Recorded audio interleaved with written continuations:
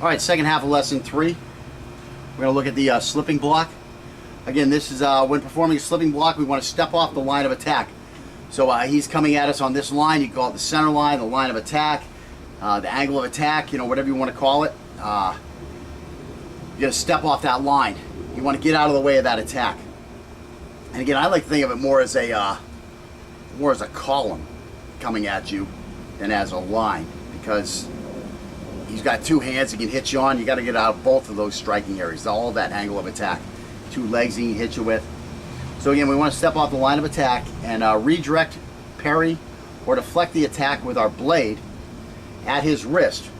Rather than just trying to stop it, we just want to deflect it off. This will allow us to use the attacker's movement to help us slash his extremity. This concept can produce a deeper cut than the chopping motion of a static block. The target, which is again the attacker's wrist joint, is the same, but the advantage is that we combine two ways to thwart the attack. One, moving away, and two, intercepting the attack. In general, the less we move towards our rear and the more we move to the side, or even to the side and slightly forward while protecting ourselves, the better.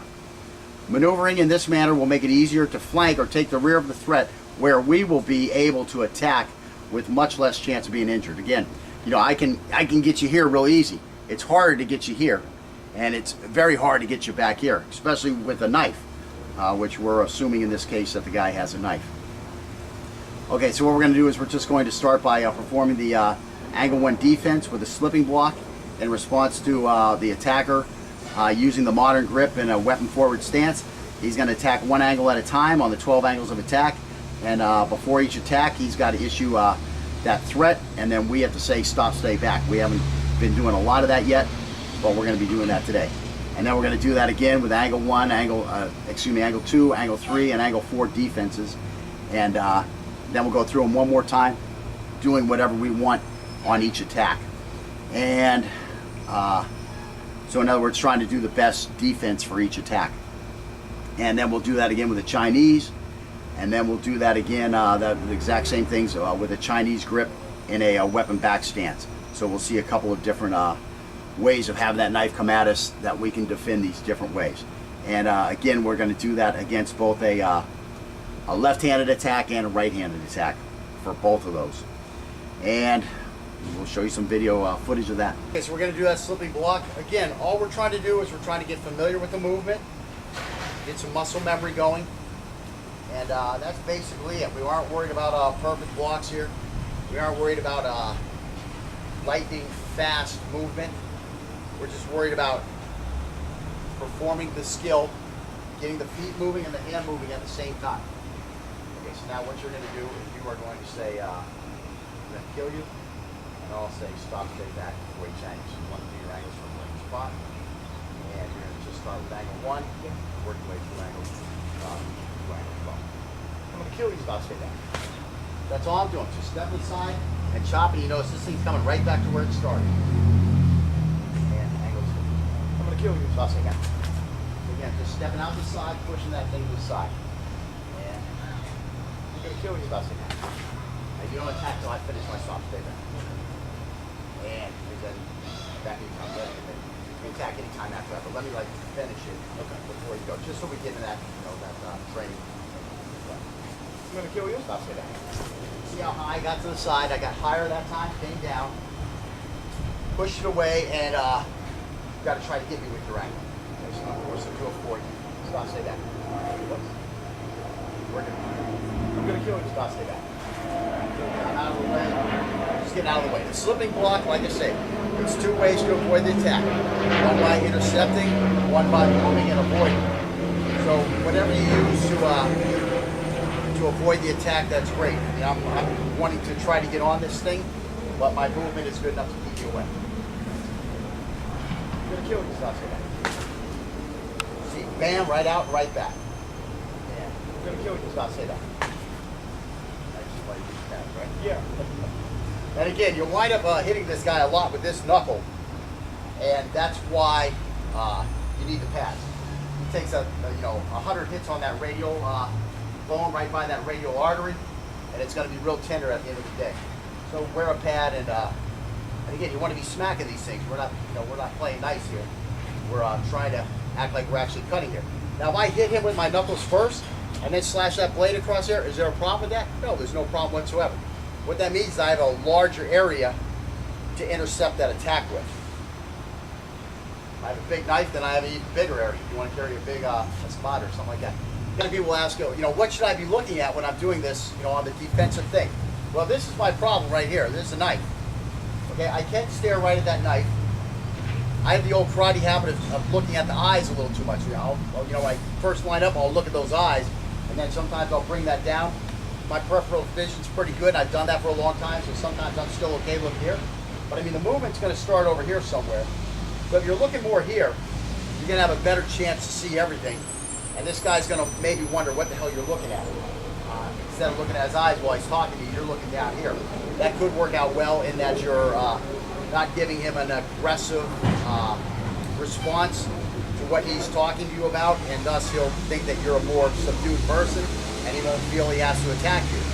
Again, that's never the guy that we train for. We're trained for the guy that is the thug who's here to beat us down. And so, we need to be more ready for him. But in general, anywhere you're looking in here, again, I'm turning to the school where this is the better place to look, because I'm going to pick up those shoulders and that hand movement better than if I'm way up here. What's my natural field of vision? If you haven't done this for years, you're going to have a harder time picking things up along down here. So in general, try to look right at this area here. You don't really need to see his face. His face isn't going to hurt you. He's not the alien where these jaws are going to come flying out at you. That's for my, what are those people called? What are they called? No, these guys are all worried about these people attacking them. The zombies, yeah, that's for the zombie guys out there. Not the apocalypse. They got like a whole subculture now. These people that are like zombie, attack, zombie this and that. There are no zombies. Zombies are never coming to attack you. Okay, just let me quell your fears. Zombies are never coming to attack us. It's physiologically impossible. The body deteriorates. The nerves won't talk to each other. Get over it. The problem is we're going to run out of crude oil. That's what the problem is. You want something to worry about at night? Worry about that apocalypse. Mass starvation. Watch the movie Crude Awakening. That's what you need to worry about. Okay, I digress. Okay, so you're coming up what, a 70? You're coming at 8. I'm going to kill you. Stop that. Again, I'm out of the way of that thrust, and I'm slashing down on that wrist. I'm going to kill you. Stop that. I'm going to kill you. Stop that. I'm going to kill you. Stop in the back. See, I missed that one, but that's the beauty of the movement. If you're out of the way, the knife's not going to get you. If I can slash him, that's great. If I can't, well, I didn't get cut, and that's what we're really worried about, is getting cut. I'm also off to the side where he's going to attack by me, and now I'll have him flanked. I mean, he's using a nice controlled attack because he's been over here hitting on the cutting board or the cutting dummy, practicing a nice controlled attack. His attack is a little too controlled, but we'll address that, make it more aggressive as we work on attacking a little further in the next thing. Now again, everything he's learned is useful, okay? You don't want to be attacking too crazily unless you know what you're doing, okay? You want to just be out there and back, so that you're not overexposed. Okay, so that was angle 1 defense. Now I'm going to angle 2 defense. I'll stay back. Just go pick that up after a while. With that tiny knife, you all of a sudden realize how good your aim has to be. I mean, you're always practicing with these kind of knives, but you carry around a 3.5-inch blade, 4-inch blade folder. You're going to be surprised the first time you go to do a defensive technique and you get nothing but air. I mean, we get air a lot because we're moving out of the way and we're slashing with a much shorter bladed surface. So we're preparing ourselves for the reality of a real fight. You're fighting with those big cold steel, such and such, Recon, Seal, Jagger, Killer Special with an 8-inch long, 10-inch long blade, and you're carrying around a 3.5-inch, 4-inch folder. You are not training for reality. You're going to get air on that first one, and your mouth is going to be hanging open, and this guy's going to carve you up if he has any clue what he's doing. So again, you have to train for the realities of what you're going to experience out there. If you carry around a short little blade, don't train with a big long trainer. It's just not practical, not realistic. Gonna kill you. Stop, stay back. That's it. That big hollow out, that big odd body English we were doing in the first drill, that's why you're not getting hit, because you're used to doing that. Now you have a hand moving, and where does that hand finish at? It finishes right here. So are you ready for another attack? Yes, you're in the exact same position you were in because you step and drag, and you're just over here. You are on the center line, okay? I'm not. I'm over here, facing this way. Who's got the advantage now?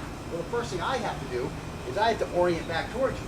Now, if you're doing something other than reading the comic book, waiting for me, you're going to carve me up in that little instance where you control it in the movie. I'm going to kill you. Stop. Stay back. You got to watch that time there. Right. You got to watch that time there. We'll do that one again. Now, again, it's not a big arm movement. It's just twisting to the side and pushing to the spot. Okay. And then you know where this is coming. You know when angle 3 is coming this way. You'll pick this up over time. And again, this is where these reps come in. Learning where that knife's coming from, where that knife's coming from. What does angle 3 look like when he throws it? What does angle 2 look like when he throws it? Where do those go while I'm moving? All that stuff. That's why you got to do the reps for reps for reps, and you have to start here. You can't jump to lesson 7 and get all the fun stuff, okay? You're not going to be ready. You might be able to do them because then you're just following a script. Boom, boom, boom, boom, boom. And that's not what we want. We want a system that's going to work in all situations, not in scripted situations. So you got to build the base and then add the fun stuff at the end. Stop, stay back. And again, that's where these steps come in. You know, when we were doing the drills, we were like this, we were like this. But once you start seeing them where you're actually in motion, they're going to be more like this. I mean, it looks funny, but that's what they're going to be like because you're trying to get the hell out of the way of something that's going to kill you. You don't have time for these big, deep, front stances like they teach you in karate. Again, I have the concept over the years of studying this stuff that that's not what they wanted you to do in the real fight. They didn't want you to be like that. But they at least wanted you to be like this, so they force you to do those long ones, and now in the heat of the moment, you're going to do something that's at least close, and that's what they really want.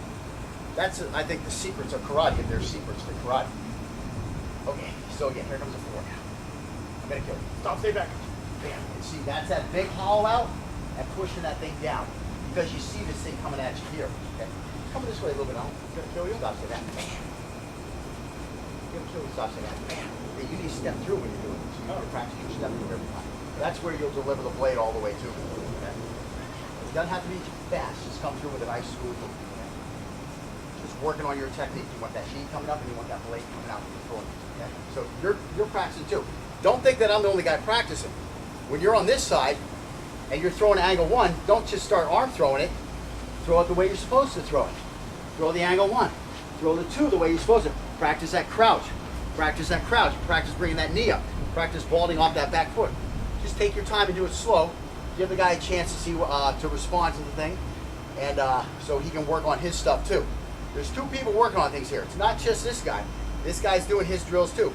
He's doing those angles over and over and over. You want to do those angles properly. I'm going to kill you. Stop, sit down. Bam. There you go. And I'm going to kill you. Stop, sit down. Bam. I'm going to kill you. Stop, sit down. Bam. I'm going to kill you. Stop, sit down. Bam. I'm going to kill you. Stop, sit down. Bam. So right off, you can see that when you're using this 2 at angle 2 defense against a guy with a left hand, you've got some big, weak areas. And that's that angle 1, that angle 3, and that angle 11. And to some extent, that stab on angle 6. These are some areas that you have a very hard time getting across. It's not that I suck during those angles. Those are not the right angles to use, okay? You really want to be a two-handed fighter when you're dealing with those things, which we're going to get to that.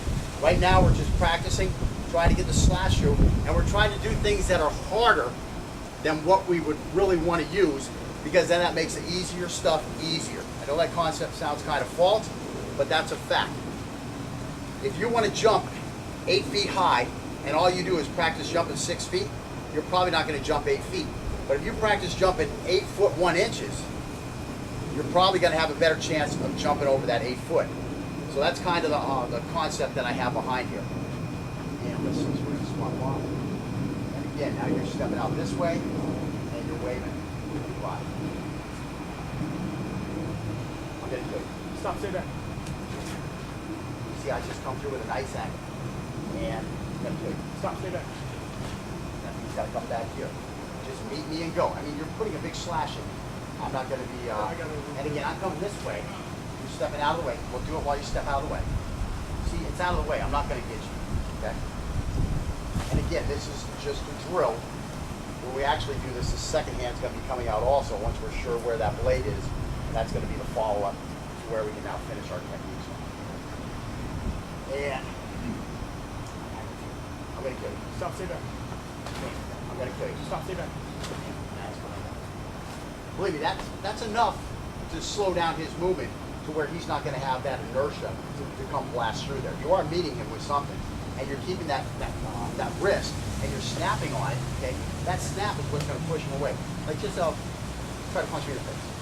Okay, see how that's all I'm doing. That slap is what's going to do it. Is that a knife blade? Here, it's a knife blade now. Here's a knife blade. Here, it's just a foam knife blade. Actually, try to touch that to my nose. Okay, go again. Okay, so you are getting it. Okay, so that's all it takes. It doesn't take a lot. Now go to my nose one more time. Bam. Now see how that worked out. So that's all you got to do. Take your time, slap across it, and you're out of the way, and you're going to be fine, and you're lock and loaded for your next shot. Okay. Stop, stay back. Hit me, hit me. I'm not a, you can hit me. You can hit me in the face if you want. Here, hit me in the face. No. Okay. You could if you wanted to, okay? I'm not going to break, okay? Stop, stay back. That's what I want. That's what I want. Pretend you're actually cutting. You get that vision in your mind that you're chopping my hand right off at the wrist. Okay? You get that big knife like I use, and you come slapping it on somebody. If you're lucky enough not to hit any bones, that hand's going to be halfway off. This guy ain't playing no more. That first defang of the snake, that's what we're really worried about here, is we're training in that defang of the snake. If you hit the right spot with the right cut, this fight is over. He can't fight with half of his wrist, with his wrist cut halfway through. It's not going to happen. He's done. The fight's over with one cut. Now you better get those finishing cuts in quick enough before they're able to pick up that his hand is falling off, so that you're justified in doing so. I exaggerate a little bit, but Disclaimer. yeah. You will be good. You could go to jail for that. I mean, in the heat of the moment, there's no way to know that you had that effective of a cut. Okay, so let's see. Where am I at? I'm on a, because Stop, stay back. ready for a 9. I'm going to kill you. Stop, stay back. It's ready for a 10. I want to kill you. Stop, stay back. Doesn't work too well for an 11, but you did a good shot. You got me right there on the thumb. Then you wish I had my pad in the right spot. And I'm going to kill you. Stop, stay back. That's what I want. That bang like that, like a hammer. Okay, and switch off. Now I'm going to a 3. So again, I got to move out here, and I got to use a lot of body English to get that elbow to the right spot to where I can somewhat perform this angle 3 defense. And I'm going to kill you. stop so that. Look at that. That was a 1. Oh, that's 2. So it gives me the hardest angle first. I'm lucky I'm this kind of guy mover.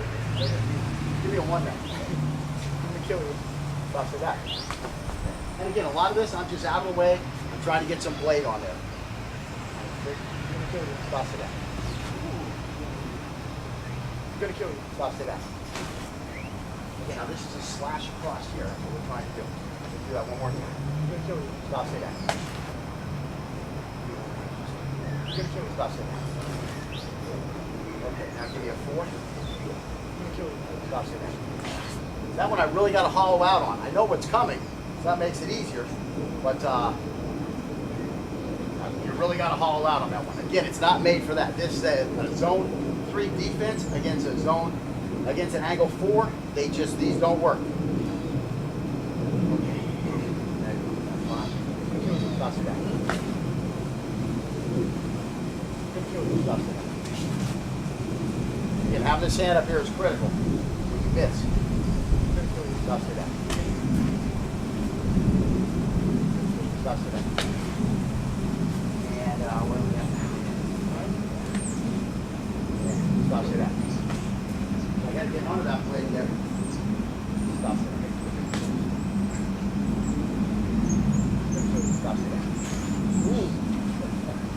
hard to use some of these angles.